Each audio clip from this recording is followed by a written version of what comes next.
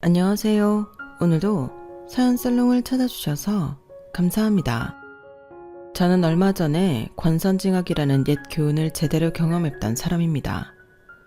요즘 사람들은 돈이면 뭐든지 해결된다고 믿고 더 이상 선이 언제나 악을 이긴다고 생각하지 않잖아요. 사실 저도 그런 사람들 중 하나였어요. 하지만 얼마 전 겪었던 그 사건으로 제 생각은 180도 바뀌게 되었고, 제가 얻은 값진 교훈들을 많은 분들과 나누고 싶어 이렇게 제 이야기를 쓰게 되었답니다. 부디 끝까지 들어주시면 감사하겠습니다.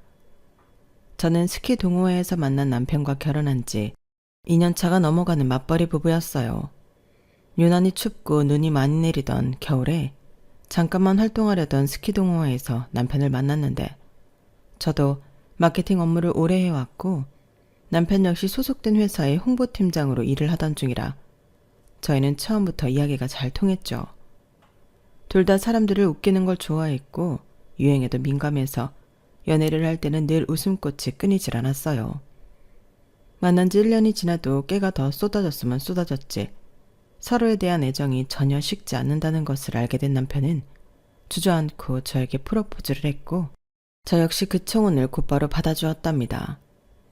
결혼 준비 과정에서도 저희는 뭐 하나 불편한 점이 없었어요.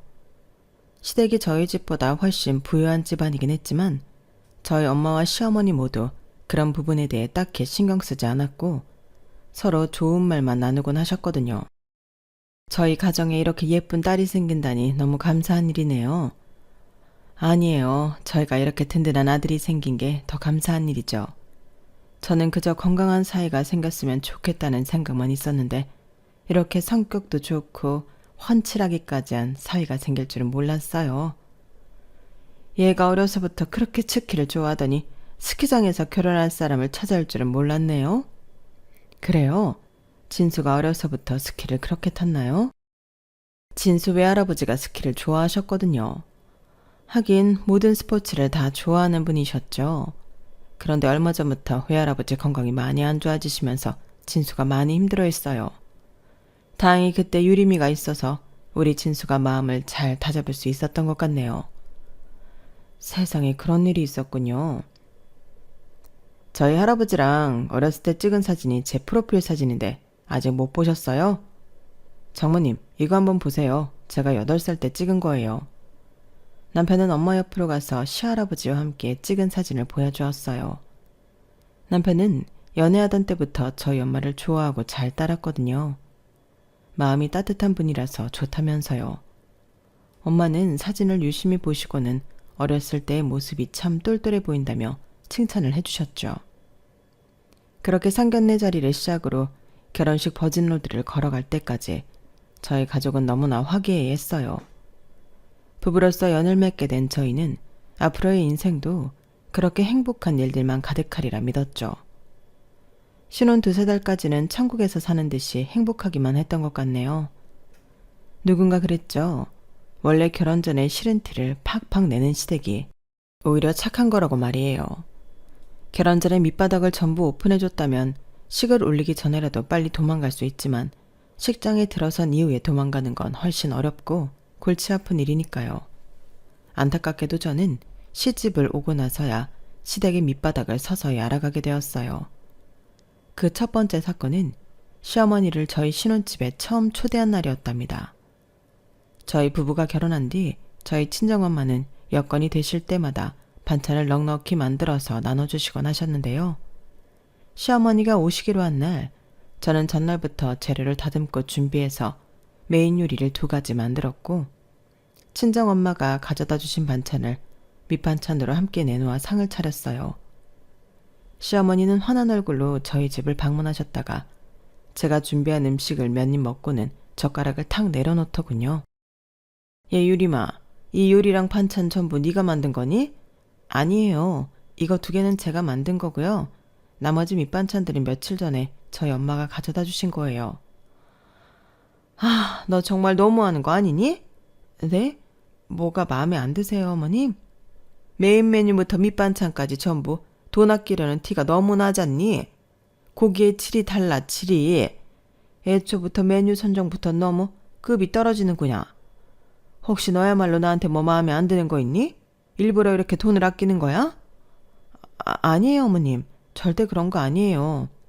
저는 제가 제일 잘할 수 있는 메뉴로 선정한 거예요. 그리고 어제 퇴근하면서 마트에서 직접 골라온 재료고요. 제가 꼼꼼히 확인하고 골라온 건데. 뭐 마트? 백화점이 아니라? 아니 얘야. 시어머니가 온다고 하면 당연히 땡땡 백화점에 가서 장을 봤어야 하는 거 아니니? 거기가 우리나라에서 가장 좋은 물건들만 드린다는 건 알고 있는 거지. 설마 그걸 모르고 그냥 아무 생각 없이 마트로 간 거니? 땡땡 백화점이 그런 곳인 줄은 몰랐어요. 특별히 장을 볼 곳이 따로 있는 줄은 몰랐네요. 죄송해요. 그리고 이 밑반찬들도 그래. 어떻게 이런 싼티나는 재료로 만든 반찬을 우리 아들 먹일 생각을 하는 거야? 모르면 배워라. 어? 앞으로 너희 친정에서 먹고 살았던 것처럼 이런 저렴한 음식들로 우리 아들이나 나한테 대접할 생각은 마라. 알겠니?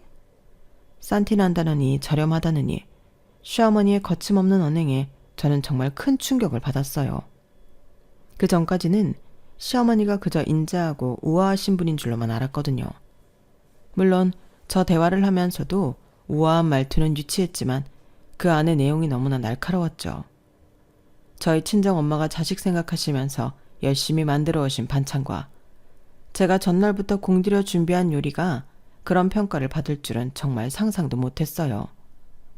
뿐만 아니라 저는 평생 동안 음식 장 보러 갈 때는 당연히 마트를 이용해 왔거든요. 누가 음식 재료 사러 백화점을 갈 생각을 하냐고요. 시어머니의 말들은 상처가 되면서 동시에 너무나 생소하고 당황스러웠어요. 그래서 저는 앵무새처럼 죄송하다는 말만 반복할 수밖에 없었죠. 그러자 시어머니는 다시 우아한 말투로 그래 알았다. 다음에는 제대로 대접 좀 해주렴 라고 대꾸하셨어요. 그러곤 밥을 반 그릇도 비우지 않고 커피도 안 마시고 그냥 가버리셨죠. 시어머니가 집을 떠나고 나서야 이성이 돌아온 저는 너무나 화도 나고 어이도 없어서 눈물이 더 나더군요. 저는 일단 속상한 마음을 꾹 누른 채로 상이며 주방 정리를 전부 마쳤고 씻고 나오는 남편을 거실로 불러다 앉혔어요. 당신 나랑 얘기 좀 해. 왜 그래? 갑자기 왜 화를 내? 화를 내는 게 아니라 당연히 기분이 좋을 리가 없잖아. 방금 어머님이 우리 엄마랑 내가 한 요리들 보고 말씀하신 거 너무 심하게 하신 거 못 봤어? 우리 엄마가? 무슨 말을 심하게 했다는 거야? 엄마가 언성 하나도 안 높이고 잘 타이르셨잖아. 뭐라고? 내가 한 요리는 그렇다 쳐. 우리 엄마가 한 반찬들 보고 저렴하다느니 싼 티가 난다고 말하시는 게 그게 말을 심하게 한 게 아니야? 무조건 언성 높이고 소리를 질러대야 말을 심하는 게 아니잖아. 우리 엄마는 음식에 대해서는 예민하셔. 아무래도 가족들 입에 들어가는 거니까. 그리고 솔직히 백화점보다는 마트가 저렴한 게 맞잖아. 그래서 지금 어머니 말이 다 맞다는 거야? 왜 자꾸 화를 내? 그래, 싼 티가 난다는 건 좀 엄마가 실수했다고 치자. 그렇지만 엄마 의도는 그게 아니잖아. 좋은 재료로 음식하라고 좋은 점 해주시려다가 실수 한번 하신 것 같고 너무 뭐라고 하지 마. 시어머니가 분명히 심한 소리를 한 게 맞는데 남편은 자꾸만 시어머니가 언성을 높이지 않았다는 이유만으로 심한 소리를 한 게 아니라며 우겼어요. 남편과 너무 대화가 안 통하자 저는 속에서 천불이 나는 것 같았죠. 결국 저는 남편과의 대화를 포기하고 안방으로 문을 쾅 닫고 들어가 버렸고 일주일 내내 남편과 눈도 마주치지 않으며 냉전을 이어갔습니다. 며칠 동안이나 분위기가 냉랭하자 남편이 화를 풀어주겠답시고 어줌짝게 던지는 농담을 하면 그날 일에 대해서 할 말이 없냐며 노려보았죠. 그랬더니 일주일 뒤 남편이 마지못해 미안하다고 사과를 해오더군요. 그날 시어머니 말이 심했다면서 자기가 앞으로는 그렇게 말하지 말라고 잘 말씀드리겠다면서요. 남편의 진중한 태도에 저는 그제서야 화를 풀었죠. 그런 일이 있고 나서 얼마 지나지 않아 저는 시어머니를 또 만나게 되었는데요. 바로 시할아버지 병문안을 가는 날이었어요. 시할아버지는 결혼 1년 전에 류게릭병을 진단받으시고 저희가 결혼한 이후에는 계속 요양 중이셨거든요. 결혼식에 오실 때만 해도 걸어오셨는데 결혼식 이후에는 아예 다리를 쓰지 못하는 상황이 되셨죠. 그런데 저희가 신혼여행을 다녀왔을 때부터 약 반년 동안이나 시어머니는 시할아버지 병문안을 못 오게 하셨어요. 시할아버지 건강이 너무 안 좋아서 사람들을 자꾸 만나면 몸에 무리가 간다나요? 저는 솔직히 그 말이 이해가 안 갔지만 남편은 시할아버지 건강이 악화될 수도 있다는 말에 펄쩍 뛰며 병문안을 절대 가지 않았죠. 그러다 반년 만에 시할아버지 상태가 호전되셔서 만나게 되니 남편은 잔뜩 신이 나서 아침부터 시할아버지 댁으로 향했어요. 입이 귀에 걸렸네 걸렸어. 그렇게 좋아? 할아버지는 나한테 부모님 같은 존재이기도 하거든. 할아버지 돌아가시고 나서 엄마는 평소처럼 똑같이 일만 하셨는데 할아버지가 날 많이 챙겨주셨어. 엄마 몰래 햄버거 같은 것도 자주 사주시고 아버지 보고 싶다고 울면 달래주시고 내가 방황하지 않도록 옆에서 많이 도와주셨지. 아버지 보고 싶어서 울었어? 뭐 그땐 나도 어렸으니까. 그리고 우리 엄마 알잖아. 별로 살가운 분은 아니신 거. 물론 엄마도 다 날 사랑해서 그러신 거겠지만 어렸을 때는 날 달래줄 그런 사람이 필요했는데 할아버지가 그걸 해주셨어. 하긴 저도 카리스마 있으면서도 인자하신 시할아버지가 좋았어요.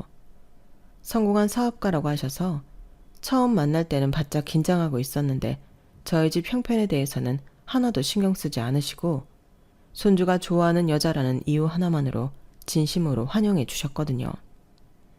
그렇게 시할아버지 집에 도착해 반년 만에 다시 인사를 드리는데 저희 부부는 마음이 정말 많이 아플 수밖에 없었습니다. 시할아버지는 저희를 보자마자 진심으로 반겨주셨지만 이미 얼굴 근육이 많이 상하셔서 웃지를 못하셨고 말도 정말 힘겹게 하셨거든요. 저희 시할아버지 앞에서는 하나도 내색 않고 웃으며 대화를 나눴지만 저희 둘 다 속으로는 울음을 많이 삼킬 수밖에 없었어요. 어쨌든 시할아버지 앞에서는 속도를 맞춰드리면서 천천히 대화를 나누며 그간의 안부를 묻고 있었는데요.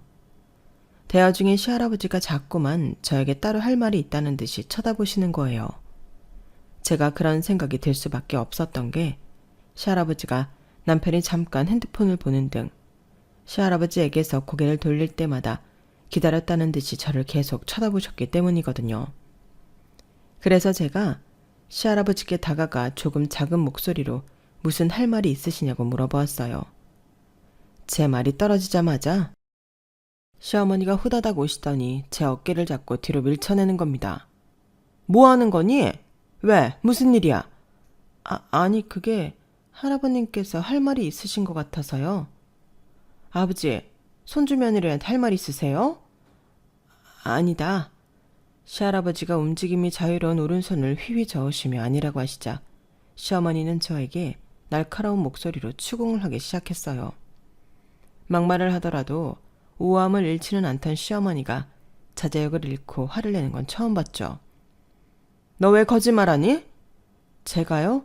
아니에요. 거짓말을 한 게 아니라 없는 말을 지어냈잖니 방금. 제가 잘못 봤나 봐요 어머님. 할 말 없다는 환자한테 뭐 하는 짓이냐고. 너 이제분이 일부러 그랬구나. 눈 하나 깜짝 안 하고 거짓말까지 하면서 무슨 짓을 하려고 했던 거야. 아니에요 어머님. 제가 뭐하러 그런 거짓말을 하겠어요. 진정 좀 하세요. 배경은 거지 같아도 애는 착한 줄 알았더니 인성마저 바닥일 줄이야. 너 지금껏 우리 가족한테 또 무슨 거짓말했니? 말해봐. 진정하세요. 할아버님이랑 계속 눈이 마주쳐서 하실 말씀이 있으신가 보다 생각한 것뿐이에요. 별로 큰일도 아닌데 왜 이렇게까지 화를 내세요? 왜 그렇게까지 막말을 하시냐고요? 이게 어디서 큰 소리를 내? 그만. 시어머니와 제가 언성이 높아지자 시할아버지가 고함을 지르셨어요. 나랑 눈이 마주쳤다. 거짓말한 게 아니야. 그만해라. 시할아버지가 시어머니를 향해 엄하게 말씀하셨고 시어머니는 그제서야 폭언을 멈췄어요. 한참을 말없이 시근덕거리던 시어머니는 저희 부부를 향해 이제 그만 돌아가라고 했죠. 눈치만 보고 있던 남편은 시할아버지께 마지못해 인사를 하고 저를 데리고 나왔어요.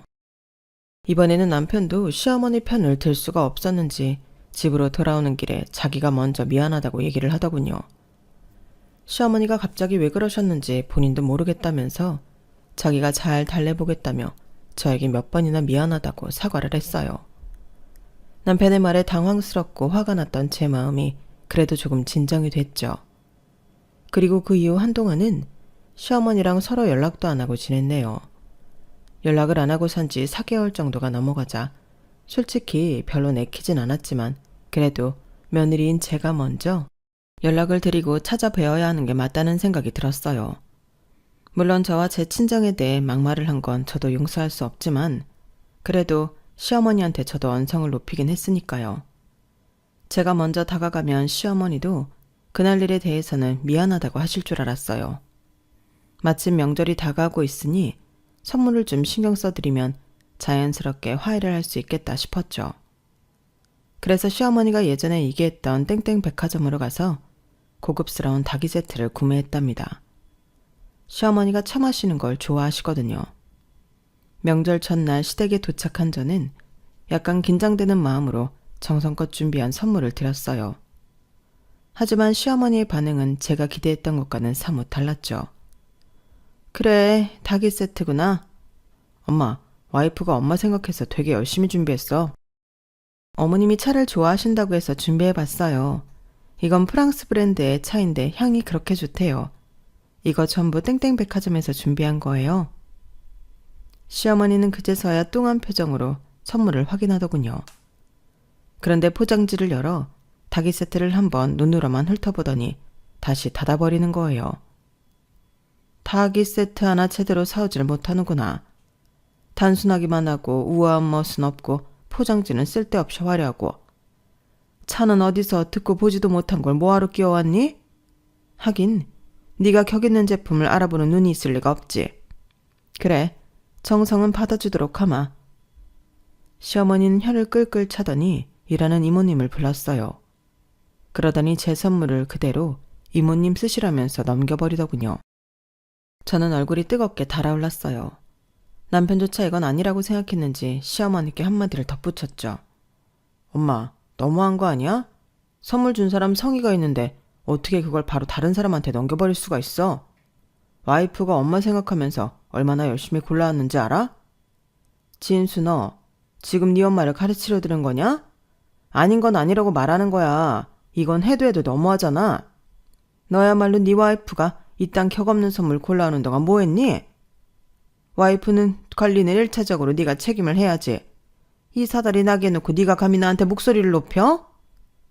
시어머니의 고압적인 태도에 남편은 움찔할 뿐 더 이상 뭐라고 이야기하지 못했어요.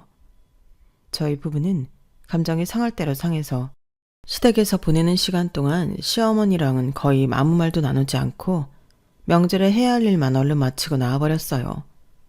시댁에서 최대한 감정을 누르고 있던 저는 이후 방문한 친정에서 저도 모르게 눈물을 터뜨리고 말았죠. 친정에 도착해 엄마한테 명절 선물을 건네는데 사실 그건 같은 백화점에서 샀지만 닭이 세트와는 비교도 안 되는 일반 건강기능식품이었거든요. 그런데 그걸 받으시는 엄마가 너무나 환하게 웃으시면서 저희에게 고맙다고 하시는 거예요. 그런 엄마의 모습에 제 눈시울이 붉어지자 엄마가 걱정스럽게 물어보셨죠. 왜 그래? 무슨 일 있어?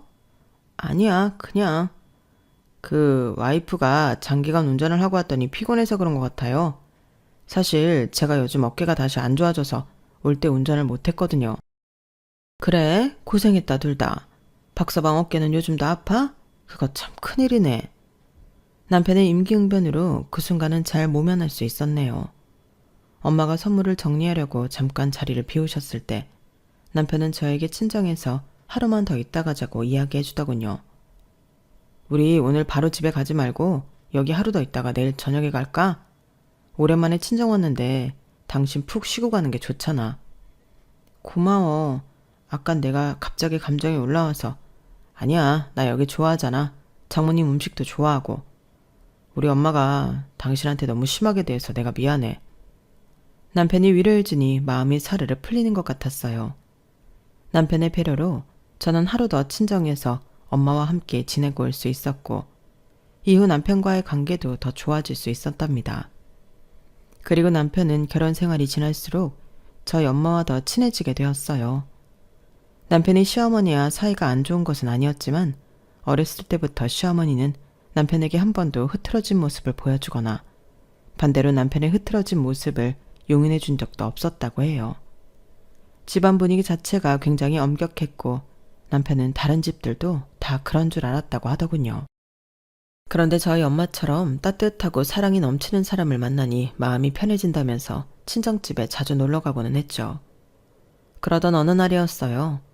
당시 남편이 한 해에 반을 쏟았을 만큼 열정적으로 준비했던 프로젝트가 있었는데 막상 결과가 너무나 안 좋게 나오고 만 겁니다. 당연히 회사 내에서의 입지도 약해지게 되었고 남편도 크게 상심하고 말았죠. 제가 곁에서 아무리 위로하고 마음을 풀어주려고 해보아도 힘없이 웃기만 할 뿐 얼굴에서 그림자가 사라지지는 않더군요. 그런 와중에도 시어머니 생신이라고 고급 레스토랑을 예약해 모시고 갔는데 저는 가기 전부터 느낌이 좋지 않더라고요. 지난 일들로 서로 사이도 소원한데 남편이 너무 무리한다 싶었는데 아니나 다를까 시어머니는 그날도 저희 속을 뒤집어 놓으셨어요. 근데 진수는 왜 아까부터 안색이 그러니? 회사에서 준비하던 프로젝트가 결과가 좀 안 좋았거든요. 이이가 반년 동안 준비한 거라 상심이 큰 것 같아요. 네 할아버지는 너희 회사보다 5배는 큰 사업체를 운영하셨는데 너는 그런 조그만 회사에서 그것도 고작 한 프로젝트만 적다고 안색을 숨기지 못하니? 어머님, 와인 더 필요하세요? 말 끊지 마라. 유림이 너는 결혼 전엔 진수관리 잘하더만 왜 이럴 때는 힘을 못 쓰니? 남편이 저러고 있으면 네가 뭐라도 힘을 써야 할 것 아니야. 너는 결혼식만 네 인생 목표였니? 어쩜 결혼을 위해 실망시키지 않는 법이 없구나. 대체 엄마는 뭐가 문제야? 와이프도 나한테 잘해주고 나도 시간 지나면 알아서 잘 회복하고 일도 열심히 할 거야. 아들한테 안 좋은 일이 생겼다는데 할 말이 그거밖에 없어. 나는 이 와중에도 엄마 생신 챙겨준다고 이렇게 와 있는데 장모님이었으면 절대 엄마처럼 얘기하지 않았을걸? 할아버지도 엄마가 계속 말을 그런 식으로 하면 누가 엄마 옆에 있고 싶어 하겠냐고. 시어머니는 한쪽 눈썹을 치켜 올리며 남편을 바라볼 뿐 별다른 말씀은 안 하시고 다시 평온하게 스테이크를 드시더군요. 마치 남편만 이상한 사람인 양 끝까지 우아하게 식사를 이어가는 모습에 저도 치가 떨렸네요. 남편은 바로 그 다음날 친정으로 향했고 아니나 다를까 저희 엄마는 사정을 듣자마자 곧바로 남편이 좋아하는 칼칼한 된장찌개를 끓여주며 위로를 해주셨어요. 남자가 원래 밖에서 일하다 보면 이런 일도 겪는 거야. 그럴 땐 그냥 아무 생각 말고 푹 쉬면서 잘 먹고 잘 자고 그래. 그래야 다음 프로젝트 때 다시 힘낼 수 있어.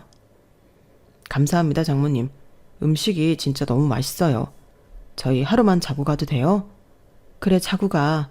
유림이 아빠도 외할아버지도 사업하시다가 마음 상하는 일 있으면 꼭 더 든든하게 먹고 푹 자고 그랬어. 내일은 박서방이 좋아하는 불고기 해줄 테니 그것까지 먹고 가. 장인어른도 사업을 하셨었어요? 유림이 외할아버지 사업 물려받아서 했었지. 그놈의 불이 나는 바람에 다 날아가 버렸지만. 저희 아빠는 외할아버지가 운영하시던 가발 공장을 물려받아 운영하시다가 한순간의 화재로 하늘나라로 가버리셨거든요. 그때 이후로 저희 집이 경제적으로 크게 어려워졌고 엄마는 혼자 절 키우시느라 정말 고생을 많이 하셨어요. 그 당시가 떠올랐는지 엄마는 순간 눈시울이 붉어지셨다가 과일을 가져다 주시겠다고 자리를 피하셨죠. 어쨌든 남편도 저도 친정에서 엄마와 함께 시간을 보내며 큰 위로를 받았어요. 남편은 그날 이후로 시댁에 가는 발길이 현저히 줄어들었고 친정에 더 자주 놀러가기 시작했어요. 저 역시 시어머니와는 더 이상 말도 섞기 싫어서 그런 남편을 말리진 않았네요. 그렇게 1년이 조금 넘는 기간이 흐르게 되었어요. 저희 부부는 그동안 명절날 딱 2번을 제외하고는 시댁을 가지 않았어요. 시어머니는 안 보더라도 시할아버지는 뵈러 가려고 했는데 그것조차도 시어머니가 막아버리시니 갈 수가 없었죠. 자꾸만 저희를 만나면 시할아버지가 무리를 하신다는 핑계를 대셨거든요. 물론 그 일로 남편과 시어머니 사이는 더 안 좋아졌어요. 둘 사이가 너무 안 좋아지니 오히려 의도치 않게 제가 중재자 역할을 하는 경우도 종종 생길 정도였죠. 그러던 어느 날 하루는 시어머니가 먼저 저에게 전화를 해오시는 거였어요. 시어머니는 원래 먼저 연락하시는 법이 거의 없으셨는데도요. 저는 반사적으로 전화를 받았죠. 하필 그날은 저희 엄마가 정년퇴직을 하신 직후라서 저와 남편이 친정에 가 있는 상태였어요. 네, 어머님. 집이니? 아니요, 지금 저희 친정에 잠깐 와 있어요. 저희 엄마가 이번에 정년퇴직을 하셨는데 회사에 짐이 좀 많아서 같이 정리하는 거 도와드리려고요.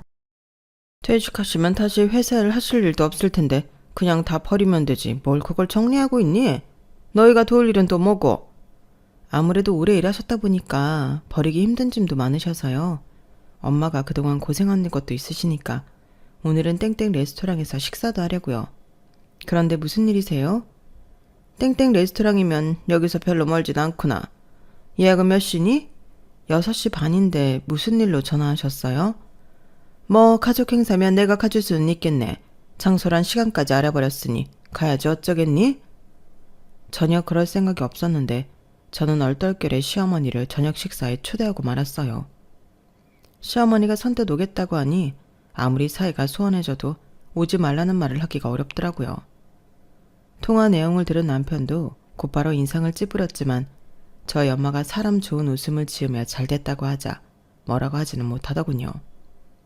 어쨌든 저희는 그렇게 저녁에 만나게 되었어요. 제 눈에는 시어머니가 왠지 평소보다 화장을 더 공들여 하고 오신 듯 보였죠.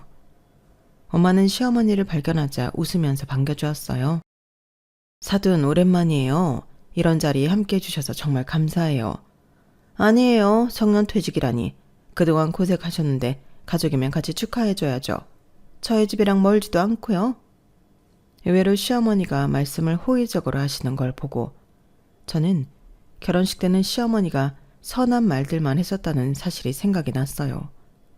그때의 기억이 되살아나니 아무래도 저와 남편은 자식들이고 엄마와는 어른들끼리 만나서 대화를 나누는 거니까 시어머니도 막말을 하시지는 않으시겠다는 생각이 들더라고요.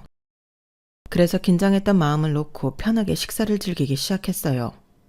그나저나 26년이나 근무를 하셨다고요? 애들 축하해주러 갈 만하셨네요. 젊은 시절을 한국에 살서 다 보내시다니 대단하세요. 아니에요. 저는 우리 유림이랑 진수 이렇게 예쁘게 결혼생활 하는 것만 봐도 지난 세월 하나도 아깝지 않아요. 그럼 앞으로는 경제활동을 어떻게 하시려고요? 계획해둔 건 있으세요? 글쎄요. 당분간은 완전히 쉬지는 못할 것 같아서 차차 생각해봐야죠. 그나저나 진수 할아버지 건강은 좀 괜찮으세요? 애들 말로는 간병도 자주 가고 그랬다는데. 네, 잘 지내고 계시죠? 그럼 그게 왜 궁금하세요? 뭐 그야 애들이 몇 번 얘기도 했고 저도 돌아가신 저희 아빠 생각도 나고 해서요. 저희 아버지는 땡땡 사업을 100억 원대 규모로 운영하셨고 가지고 계신 건물 수익만 해도 사돈과 애들 전 재산을 합친 거 10배 이상은 될 거예요. 그리고 조만간 저한테 건물을 물려주실 예정이시고요. 저희 아버지를 보고 어떻게 사돈아버님을 떠올리실 수가 있으세요? 가발 공장 하셨다면서요. 저랑 남편은 시어머니 말에 그야말로 경악을 할 수밖에 없었어요. 기어코 벌어질 일이 벌어졌구나 싶어 저희가 나서려던 찰나 엄마가 먼저 웃으면서 대꾸를 하시는 겁니다. 그 당시 사업이 뭐 전부 그런 식이었죠. 사돈집도 아마 비슷하셨을 거예요. 왜 자꾸 전혀 급이 다른 저희 집이랑 비교를 하시는 거죠? 저는 당장 다음 주면 건물주가 돼요. 사돈, 저희 아버지가 유산을 일찍 물려주기로 하셨거든요. 퇴직금 꼴랑 몇천 받고 끝나는 사돈이랑은 다르죠. 전 죽을 때까지 가난할 일이 없지만 사돈은 그 몇천 가지고 남은 인생 살아가려면 막막하지 않으세요? 하긴 그 돈으로 노후가 해결되는 건 아니죠. 맞는 말씀입니다. 저희 건물에서 청소라도 하시든가요. 월 100만 원 정도는 맞춰줄 테니까. 그래요, 알겠습니다. 하도 남의 아들을 끼고 살길래 뭐 대단한 거라도 있으실 줄 알고 와봤는데 그 나이 되도록 이런 거 하나 없이 참 딱하시네요. 제가 뭐가 가진 게 있겠어요. 진수가 워낙 착하니까 절 잘 챙겨주는 거죠 뭐. 몇 번이나 남편과 제가 나서서 말리려고 해도 엄마가 너무 자연스럽고 너무 넉살 좋게 그 소리를 다 받아주고 계시니 저희가 나설 수가 없어서 결국 저희 식사 자리가 다 끝날 때까지 금붕어처럼 입만 뻐끔대기만 했네요. 레스토랑에서 나온 남편은 시어머니를 바래다 드리겠다며 일부러 황급히 시어머니를 데리고 가버렸고 저 역시 엄마한테 얼른 다가가 괜찮은지 물어보았어요. 그런데 저희 엄마가 정말로 아무런 불편한 기색 없이 괜찮다며 오히려 저를 토닥이는 거예요. 그 인자한 모습에 저는 저희 엄마가 보살인 줄 알았네요. 엄마, 좀 전에 어머님 말이 너무 심했지? 괜찮아? 어떻게 그런데 어떻게 웃으면서 대꾸를 다 할 수가 있어? 괜찮아. 그리고 사돈 말도 맞는 말이야. 엄마도 노후 대비를 잘 해놔야지. 맞는 말이라니. 그럼 엄마 진짜 그 건물 청소하게?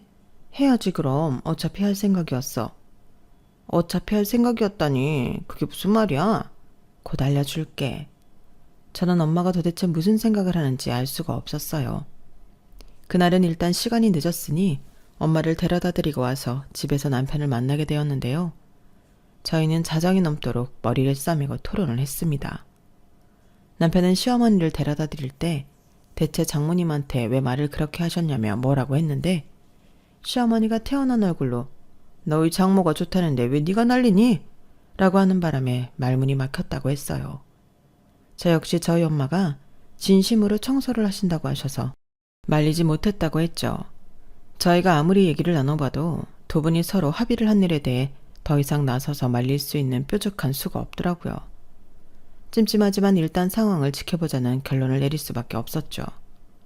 그리고 남편과 저는 엄마가 처음 출근하는 날 같이 가서 상황을 지켜보기로 했습니다. 주말이 지나고 엄마의 첫 출근 날, 저희는 각자 회사에 연차를 내고 엄마와 함께 건물로 향했어요. 저희 차로 아예 엄마랑 같이 출근을 하려고 했는데 엄마가 따로 오시겠다고 해서 미리 가서 기다리고 있었죠. 그런데 약속 시간이 되어서도 엄마가 오지 않으시는 거예요. 연락을 드려봐도 어째서인지 전화도 받지 않으셨고요. 초조해하던 그때 시어머니가 먼저 나타났어요. 사돈은 어디 계시니? 왜 니들이 여기 와 있어? 그게 지금 오고 계시는 중이에요. 기껏 건물 청소 좀 맡겨주려고 했더니 첫 출근부터 늦게 오는 거야? 참 대단하구나. 이래서 이 나이 되도록 서민을 못 벗어나지. 여기 앞 사거리가 출근길에 많이 번잡해서 그럴 수도 있죠. 왜 말씀을 그렇게 하세요? 저희 엄마한테 갑질하려고 일을 주신 거예요?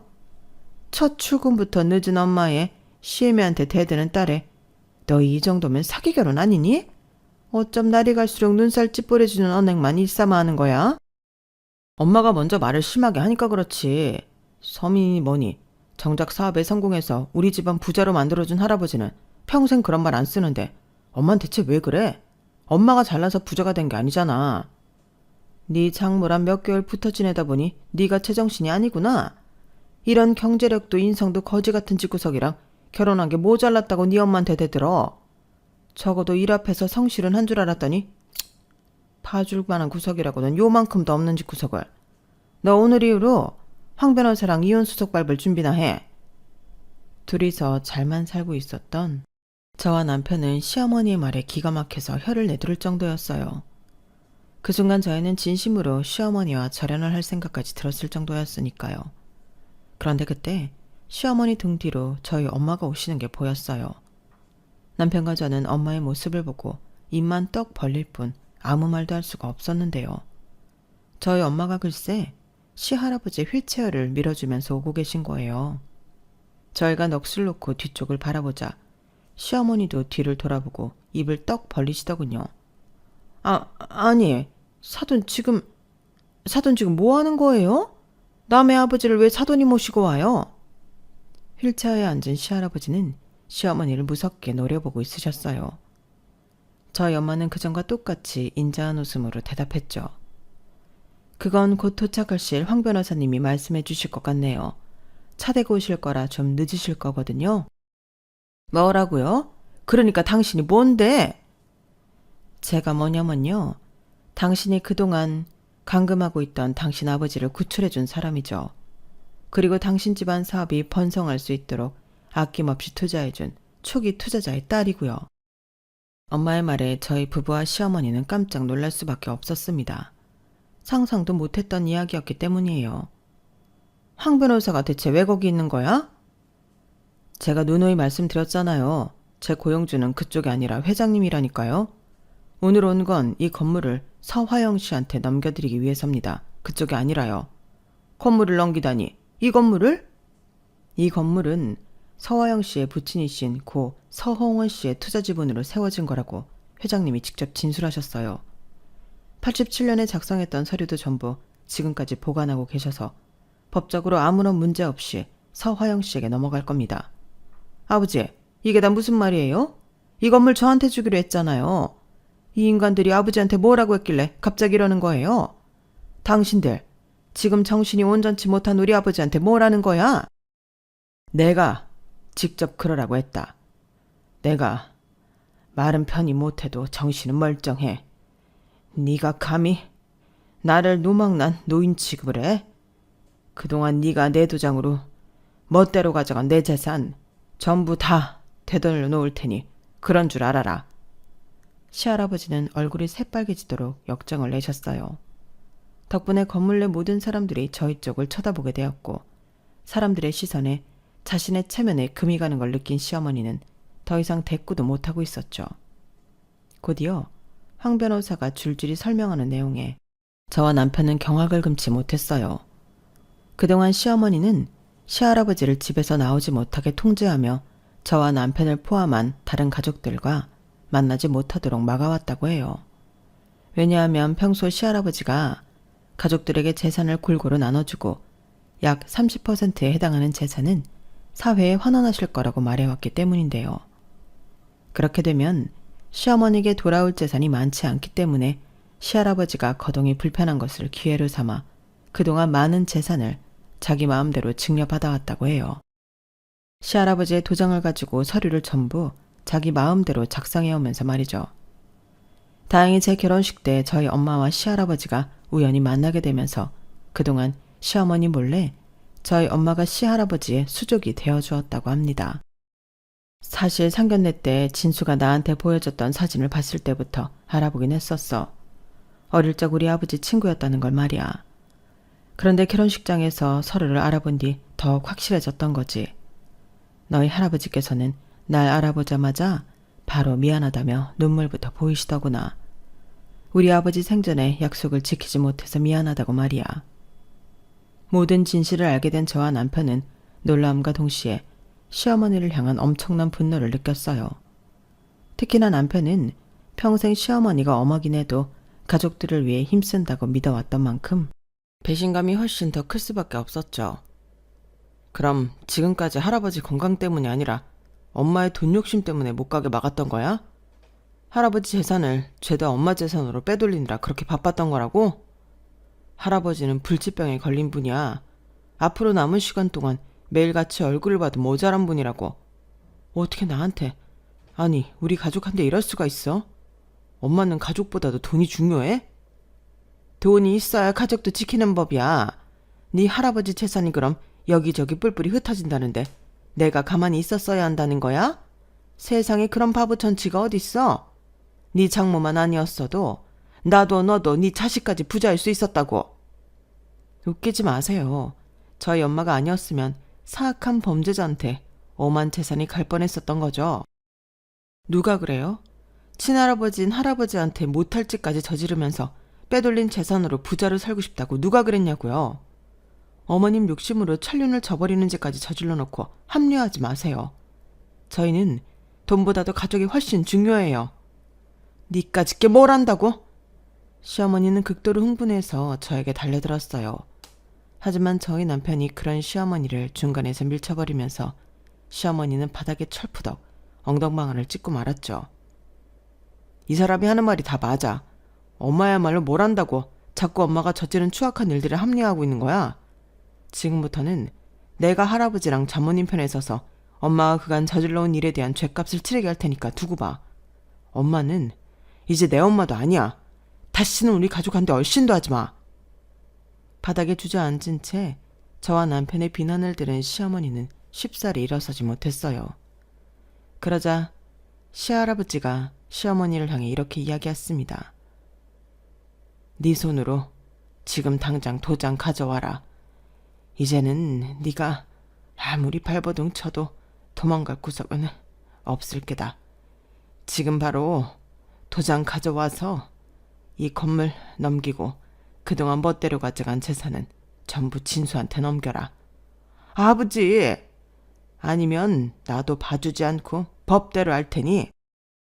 회장님 재산은 오늘부터 하나씩 회장님 뜻대로 처분이 될 겁니다. 그중 박미자 씨 당신한테 돌아갈 몫은 없어요. 도장 안 가져와서 그동안 친부를 감금하고 문서를 위조했던 죗값을 감방에서 받으실래요? 아님 당장 서류에 도장 찍으실래요? 황 변호사의 말에 시어머니는 눈이 새빨개질 정도로 부들부들 떨며 황 변호사를 노려보았다가 어금니를 꽉 물고는 도장을 가지러 갔어요. 그 뒤를 저희들도 따라갔죠. 건물 맨 꼭대기층의 사무실에서 황 변호사는 정말로 그 자리에서 모든 서류를 작성해버렸어요. 그 모습을 시할아버지와 엄마, 저와 남편이 모두 지켜보고 있었죠. 이후 황 변호사는 서류를 처리하기 위해 이동했고 저희 가족은 시어머니를 건물 밖으로 내쫓았어요. 경비 직원분들께 단단히 일러두었으니 허튼 짓 할 생각 말아요. 당신 얼굴, 목소리 전부 다 아는 직원들이니까. 앞으로는 이 건물에 한 발자국도 못 들일 겁니다. 아셨어요? 시어머니는 엄마를 죽일 듯이 노려보다가 택시를 타고 가버렸어요. 모든 소란이 끝나고 그제서야 저희 가족은 서로를 부둥켜 안을 수 있었답니다. 특히 오랜만에 만난 시할아버지와 남편은 그날 하루가 다 가도록 그동안 쌓였던 대화를 나누었죠. 그날 이후 저희 엄마는 정말로 그 건물 청소를 시작하셨어요. 제가 굳이 굳은 일 하지 않으셔도 된다고 말려도 한평생 일하면서 살다가 갑자기 쉬면 몸이 오히려 찌뿌둥하고 힘들다면서 매일같이 건물을 관리하셨죠. 시어머니에게서 시할아버지 재산을 받은 남편 역시 건물주가 되었는데요. 저희 부부는 논의 끝에 각자 다니던 회사는 계속 다니되 만약 아이가 생기면 퇴사를 고민해보기로 결정을 내렸답니다. 그래서 저희 가족들의 생활은 사실 크게 바뀐 것은 없어요. 다만 전보다 훨씬 자주 시할아버지를 뵈러 갔고 엄마도 같이 오셔서 즐거운 시간을 보내게 되었죠. 시어머니는 그날 이후 원래 살던 궁궐 같은 집에서 쫓겨나 손바닥만한 단칸방으로 들어가 살게 되었어요. 시할아버지가 그 집마저 처분해서 사회에 환원해버렸기 때문이죠. 평생 제대로 된 일을 안 하고 살았던 시어머니라 밥은 먹고 사나 싶었는데 요즘 보니까 녹즙 배달을 하고 계신 것 같더라고요. 그날 이후 워낙 교류가 없다 보니 확실하진 않네요. 다만 3개월 만에 잠깐 만났을 때 시어머니의 몰골은 전보다 10년은 더 나이 들어 보였다는 건 똑똑히 봤어요. 하지만 하나도 불쌍해 보이진 않더라고요. 본인이 저지른 죄에 비하면 별로 그렇게 강한 벌을 받는 것 같지도 않았거든요. 저의 긴 이야기는 이렇게 끝이 났답니다. 긴 이야기 모두 들어주신 분들께 감사의 마음을 전합니다. 세상을 살아가는 데 있어 물론 돈은 정말 중요한 요소이지만 그보다 더 중요한 가족들과의 사랑을 더 챙기는 한 주가 되시길 바라요. 감사합니다. 여러분, 사연 댓글에 응원과 현명한 조언 부탁드려요. 좋아요와 구독은 저에게 큰 힘이 됩니다. 오늘도 좋은 일 가득하세요.